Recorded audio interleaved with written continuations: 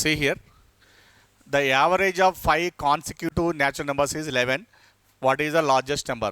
5 consecutive natural numbers అంటే పక్క నెంబర్లు అన్ని దానిలో వాటిని యావరేజ్ 11 అని చెప్పాడు. మొత్తం టోటల్గా 5 నెంబర్స్ ఉన్నాయండు. అంటే 1 2 3 4 5 5 నెంబర్స్ ఉన్నాయి.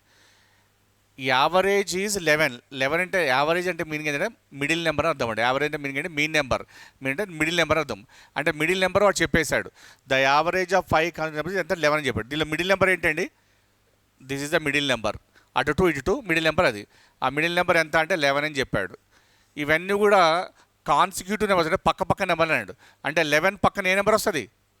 12 పక్కన ఏమొస్తుంది? 13. 11కి ముందు ఏమొస్తుంది? దీనికి ముందు ఏమొస్తుంది?